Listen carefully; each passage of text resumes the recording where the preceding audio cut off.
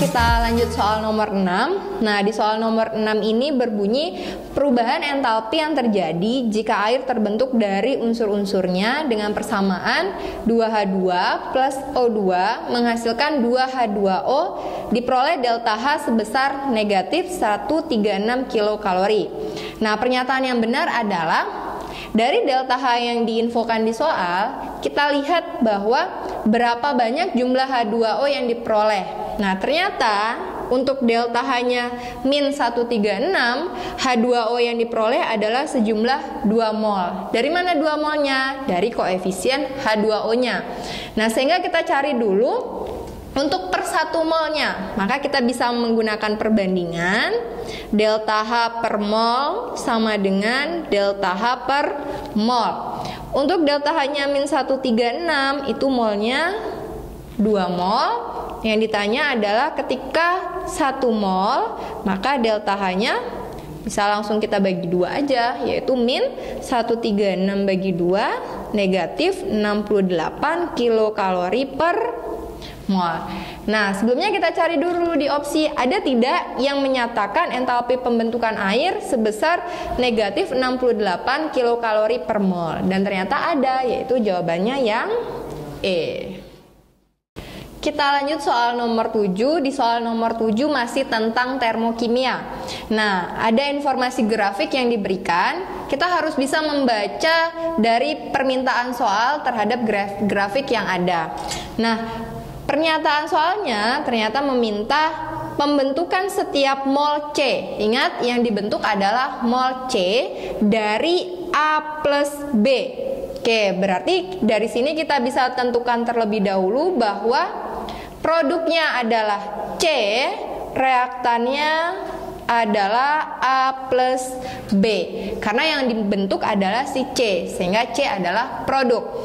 Nah, kita bisa langsung menandai di grafiknya. Oh, berarti ya produknya ini, reaktannya ini. Nah, kita ingat bahwa ketika produknya itu lebih besar entalpinya dibandingkan reaktan, maka reaksinya berlangsung secara endoterm. Nah, kalau endoterm, delta H-nya kita ingat bahwa H produk dikurang H reaktan, sehingga produknya itu sejumlah C, reaktannya sejumlah A. Maka delta H-nya sebesar C min A, karena delta H-nya endoterm itu bersifat positif nilainya. Positif ini adalah terjadi penyerapan kalor, sehingga jawabannya adalah yang C. Oke, kita lanjut soal nomor 8. Nah, soal nomor 8 ini diberikan data persamaan termokimia. Nah, yang dipertanyakan adalah perubahan entalpi dari reaksi tertentu. Nah, di mana prinsip pengerjaannya adalah kita menggunakan hukum Hess. Nah, di sini kita fokus pada reaksi yang dipertanyakan ini. Nah, kita lihat hubungan dari reaksi yang ditanya dengan reaksi-reaksi yang diberikan. Nah, di sini kita anggap reaksi yang paling atas itu reaksi pertama, yang kedua adalah reaksi kedua. Oke, langsung kita lihat hubungannya. Untuk H2 yang ada dipertanyakan itu ternyata berada di reaksi pertama, yaitu di sini. Nah, posisinya telah sama-sama di reaktan, namun koefisiennya berbeda. Sehingga reaksi pertama kita harus menyamakan koefisiennya terhadap koefisien yang dipertanyakan dari H2. Nah, di sini kita tuliskan ternyata koefisiennya supaya sama itu reaksi 1 perlu dikali dengan 3/2. Sehingga seluruhnya kita kali 3/2 menjadi 3/2 kali 2 hasilnya 2. Langsung kita tulis 2H2 ditambah dengan 3/2 O2 menghasilkan 3H2O. Nah, ini tadi 3H2 nih. Ini 3H2. Nah, untuk hasil delta H-nya itu ternyata diperoleh min 483,6 dikali 3/2, hasilnya min 725,4. Nah, ternyata H2 sudah selesai. Sekarang yang fokus kita adalah untuk O3. Nah, O3 berada di reaksi kedua. Nih, ada di sini. Kita lihat koefisiennya. Ternyata koefisiennya juga belum sama dan posisinya juga berbeda. Sehingga untuk reaksi kedua perlu terlebih dahulu kita balik, lalu koefisiennya kita kali dengan 1/2. Tujuannya adalah untuk menyamakan posisi O3 dan koefisiennya O3. Sehingga diperoleh 2 O3 dikali setengah hasilnya O3 menghasilkan 3/2 O2 plus, oh ini nggak ada plusnya, berarti langsung bisa kita jumlah. Nih, oke. Delta H-nya sekarang yang tadinya plus karena dibalik berubah jadi min 284,6 dikali 1/2. Sehingga hasilnya adalah min 142,3. Nah, ini bisa langsung kita kalkulasikan. Nih, untuk senyawa yang letaknya berseberangan bisa kita eliminasi. Ini untuk O2 bisa dicoret. Nih 3H2 plus O3 menghasilkan 3H2O.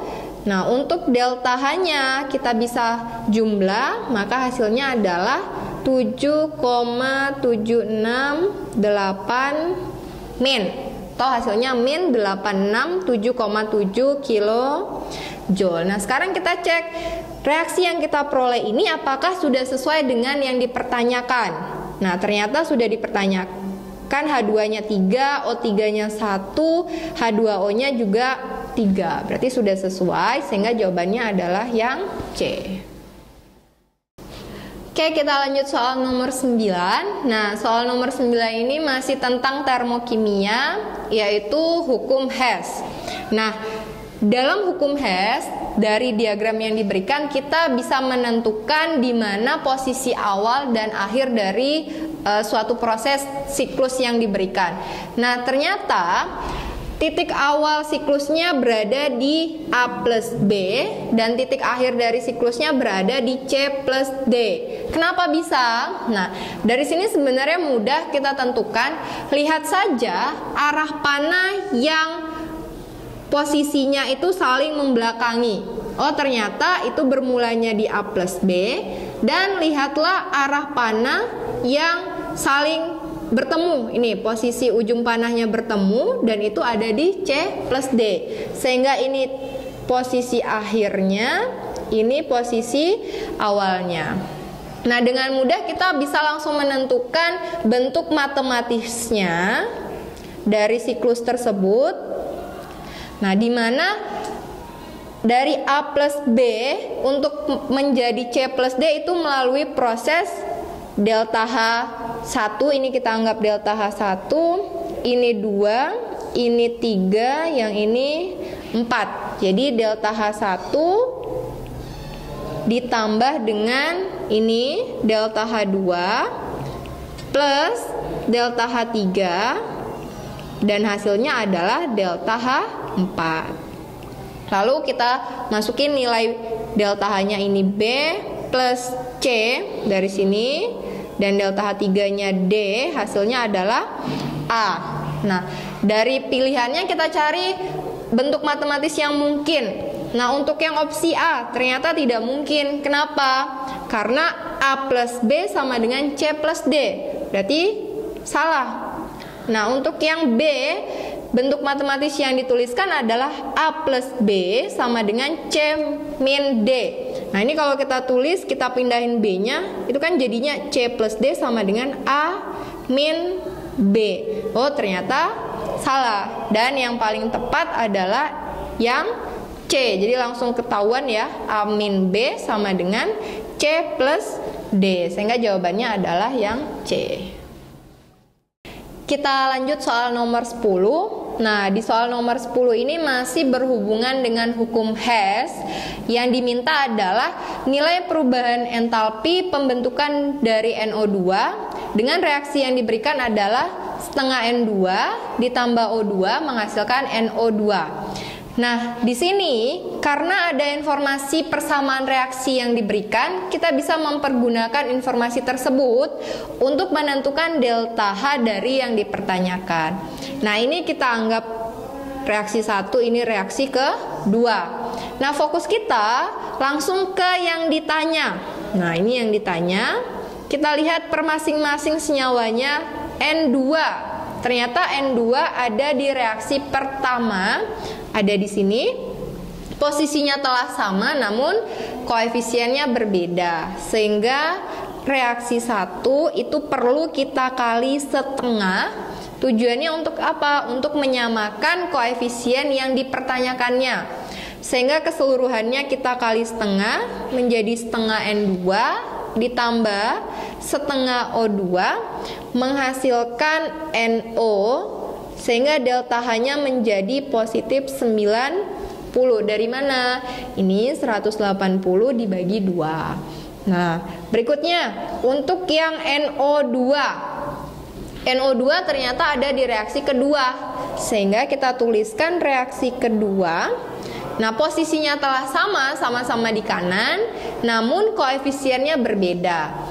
Yang diminta koefisiennya 1, yang diketahui koefisiennya 2. Sehingga kita perlu kali setengah lagi, sehingga diperoleh NO plus setengah O2 menghasilkan NO2.